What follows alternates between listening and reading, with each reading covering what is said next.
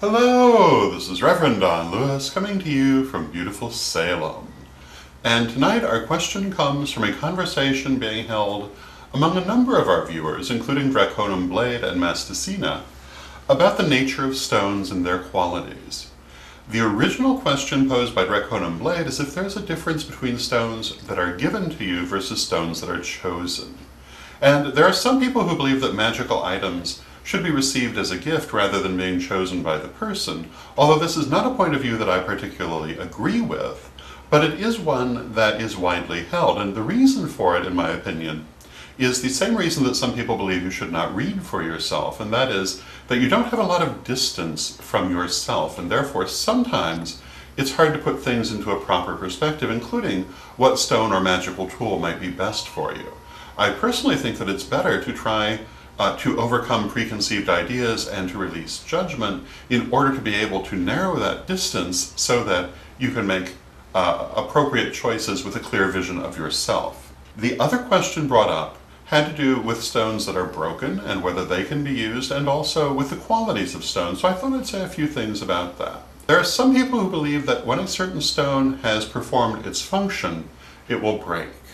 And the person who asked whether a broken stone could be used is probably referring to that idea.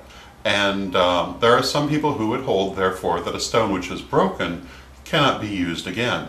I do not subscribe to that point of view. I would say that it simply would have to be used differently. And you'd want to work with the stone to see how best to use it. Different qualities of stones. The shape of stones can be very important. And in a manner of speaking, this lovely slice of amethyst geode could be considered broken, although not in the sense that was meant by the question.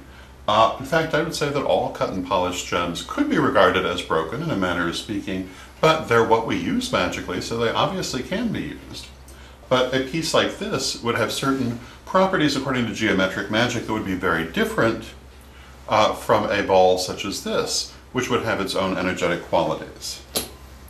The clarity of a crystal, for example, this beautiful crystal, is so clear that you could be pardoned for thinking that it's glass. And this crystal has many, many occlusions in it. And I'll hold it up so you can see. I'll hold this one up so you can see. They would have very different energies.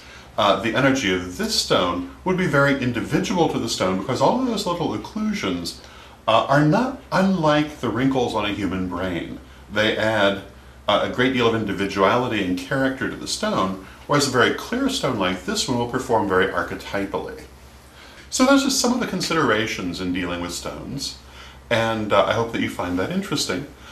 Going back to the broken stone for a moment, I would generally say that stones that come to you are meant to be used, and I would say that any stone has a use.